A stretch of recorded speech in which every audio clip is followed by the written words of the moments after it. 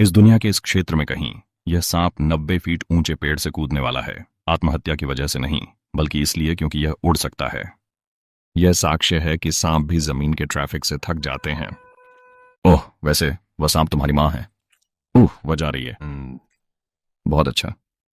तुमने नरने का एकदम सही समय चुना है, समय पर यह देखने के लिए कि वह सदा के लिए बिना बच्चों की छुट्टी के एकतरफा उड़ान भरती है। अब तुम अपने भाई बहनों के साथ अकेले हो, और आगे क्या होगा इसके लिए कोई निर्देश नहीं है। मुझे यह बताना बुरा लग रहा है क्योंकि तुम सही से भी रेंग नहीं सकते, लेकिन तुम्हारा पहला उड़ान पाठ अभी शुरू हो रहा है। और पाठ से मेरा मतलब है एक उड़ान प्रयास, जहां यह तुम्हारी अंतर्ज्ञान और गुरुत्वाकर्षण के बीच दौड़ होती है और दूसरा स्थान विकल्प नहीं है। तुम्हारे भाई बहन परीक्षण पायलट के रूप में स्वयं सेवक हुए हैं। वे दिखाएंगे कि कैसे। ठीक है, शायद वह नहीं। यह जमीन से मिलने का एक तरीका है। खैर, लगता है कि उड़ने की क्षमता के साथ पैदा होना उतारने की क्षमता के साथ पैदा होने का मतलब नहीं है। हम यह भाई बहन बुनियादी बातें में माहिर हैं। खैर, यहां कुछ नहीं। वैसे भी उसे उस शाख तक फॉलो करना ही होगा। यह सही जे आकार की लटके हुए स्थिति है, जिसे आपका प्रक्षेपण स्थान बनाना है, न कि आपके आखिरी सेल्फी के लिए सिर्फ एक नाटकीय पोज। और वाह, अब आपकी बारी है। आपकी मांसपेशियां पहले डाइविंग प्रतियोगिता के लिए कस जाती हैं, सिवाय इसके कि पूल लगभग 90 फुट की शुद्ध हवा है और आपका केवल सुरक्षा जाल है। खैर, ऐसा कोई नहीं है। कोई दबाव नहीं, लेकिन ऊपर चक्कर लगा रहे वो बिंदु ईगल हैं और वे आपका स्वागत करने के लिए यहां नहीं हैं। लगता है यह पहले पर्याप्त चुनौतीपूर्ण नहीं था। मदर प्रकृति को आज वाकई में मजाकिया रुख है। खैर, योलो। देखो ना, तुम्हारी फैलती पंखों ने तुम्हें जीवित पैनकेक बना दिया है, जिससे तुम्हारा शरीर आकार दोगुना हो गया है। तुम हवा में यह चिकना ऐसा आकार का नृत्य कर रहे हो क्योंकि तुम घबराए नहीं हो।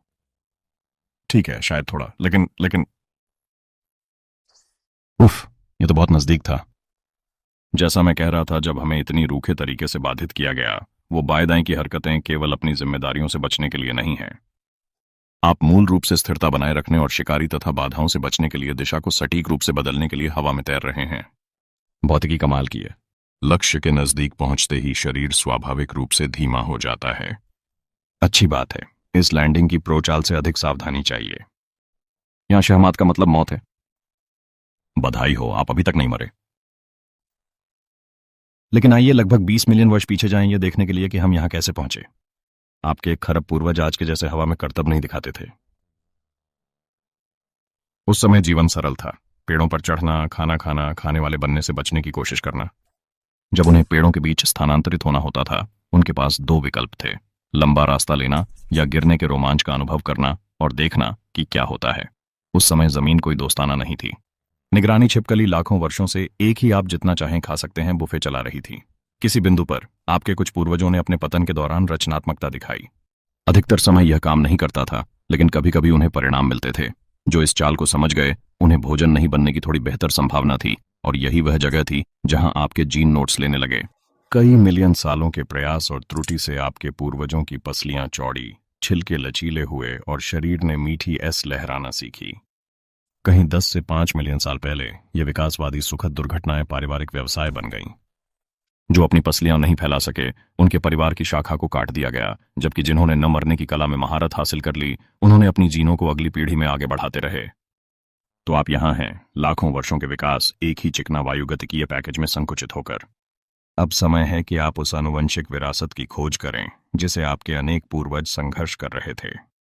यहां जीवन एक सरल नियम का पालन करता है। जमीन लावा है। निगरानी छिपकली, सिवेट्स और बड़ी सांप नीचे गश्त करते हैं, और वे गिरती सांप पकड़ो नामक एक मजेदार खेल खेलते हैं, इसलिए वहां उतरना। वास्तव में अभी इसके बारे में सोचना बेहतर नहीं है। आइए ईमानदार रहें, आपके पहले कुछ उड़ानें शुद्ध अराजकता सिद्धांत के तहत होती हैं। करीब करीब चूक, आकस्मिक सफलताएं और निश्चित रूप से कुछ पल जो वायरल हो जाते अगर सांपों के पास स्मार्टफोन होते, जो कि नहीं है। हर लैंडिंग आपको कुछ नया सिखाती है, जैसे हवा को पढ़ना और अपनी अगली छलांग कहां लगानी है। बाकी सभी पेड़ देखते हैं। उड़ने वाले सांप हाईवे का एक नेटवर्क देखते हैं जहां हर शाखा एक निकास है और हर अंतराल एक एक्सप्रेस लेन है। शाखा जितनी ऊंची, स्थान उतना ही बेहतर, कम से कम आपके वर्तमान रियल एस्टेट चेकलिस्ट के अनुसार। हालांकि रियल एस्टेट एजेंटों के विपरीत, आपका प्रतिद्वंदी संपत्ति के पास जाने पर आपको खाने से परहेज करता है। ऊपर हर शाखा में एक भूखा शिकारी छुपा हो सकता है, इसलिए सतर्क रहना चाहिए। सारे वायुमंडलीय एक्रोबैटिक्स के बाद आपको भूख लगने लगती है। आइए देखें मेनू में क्या है। पेड़ पर रहने वाले छिपकली, मेंढक, कीड़े। दुख की बात है, आपका उबर ईट्स ड्राइवर 90 फुट की चढ़ाई देखकर हार मान गया। लगता है आपको सेल्फ सर्विस की कला में महारत हासिल करनी पड़ेगी। देखो, तुम्हारा पहला संभावित नाश्ता। यह तुम्हारा मौका है। तुम पहले लॉन्च स्थल विश्लेषण करते हो। जानकार की प्रत्येक शाखा विभिन्न मार्ग, दिशा और कोण देती है। हवा की स्थिति, कोण, सब कुछ परफेक्ट है। यह वह क्षण है जहां सभी प्रशिक्षण ने मार्ग प्रशस्त किया। आपका शरीर शांतिपूर्वक फैलता है, न कदमों की आवाज, न पत्तों की सरसराहट, केवल शुद्ध हवाई निंजा कौशल। और अच्छा प्रयास, लेकिन आपका लंच पहले ही दूसरे पिन कोड में है। कुछ और शर्मनाक प्रयास किए जाते हैं, लेकिन आखिरकार आपको कुछ पकड़ में आ जाता है। ज्यादा नहीं है, पर चलेगा। प्रीमियम शाखा की खोज पर लौटने का समय है, क्योंकि आकर्षक लिस्टिंग्स ज्यादा देर नहीं खुलती। देखो, और किसने वही शाखा चुनी? रुको, ओह, वह आपके आज सुबह के भाई बहन है। दुर्भाग्य से वे आपके साथ रियल एस्टेट व्यवसाय शुरू नहीं करेंगे। आप पीछे हटने का फैसला करते हैं और ठीक है, चेकलिस्ट अपडेट करने का समय है। कौन जानता था कि कायर आपकी जान बचाएगा। तुम अपनी अगली साहसिक कार्य के लिए उस जगह को चुनो। हालांकि कुछ सही नहीं लग रहा है। लेकिन क्या? हाँ, बिल्कुल, गुरुत्वाकर्षण। तुम जानते हो जमीन को छूने का क्या मतलब है? अफसोस की बात है, कहानी यहीं समाप्त हो रही। रुको, स्पष्ट रूप से तुम इतने छोटे हो कि इस विशाल ने तुम्हें केवल एक और गिरती शाखा समझ लिया। याद रखना, तुम अभी मुश्किल से 10 इंच लंबे हो और यहां से जल्दी निकलने का समय है। शरीर जानता है क्या करना है। पेट से छाल पकड़, झुको, पिछाड़ी स्थिर रखो, दोहराओ। देखो तुम कैसे आगे बढ़ रहे हो, उन सूक्ष्म ढालों पर ऊपर तक चढ़ते हुए। यहां काफी ज्यादा सुरक्षित है। तुम्हारी किस्मत अच्छी है, पास में कोई शिकारी नहीं था। इस ऊंचाई से दृश्य बहुत बेहतर है। हफ्तों के साथ तुम्हारी दिनचर्या में दिन में शिकार और रात में पेड़ों के गड्ढों में विश्राम शामिल है। मौसम की हवाओं के अनुसार तुमने उड़ान पैटर्न समायोजित करना सीखा है। 2 साल में तुम एक पूर्ण विकसित उड़ने वाले सांप बन गए हो। अब तुम 40 इंच लंबे हो और अपनी खुराक धीमे जीवों से उच्च गुणवत्ता वाले वायुमंडलीय व्यंजनों में बदल चुकी हो। यही नहीं, बल्कि तुम अब इष्टतम परिस्थितियों में 330 फीट तक ग्लाइड कर सकते हो। हर मंजिल जो तुम नीचे गिराते हो, तुम 3 मंजिल आगे कवर कर रहे हो, जिससे तुम कई पंखों वाले प्रवाही जीवों से शुद्ध ग्लाइड दक्षता में आगे हो। फिर भी उड़ने वाले सांपों में वायु राजमार्ग प्रणाली सख्त नियमों का पालन करती है, जिसके बारे में आप अब तक कुछ नहीं जानते।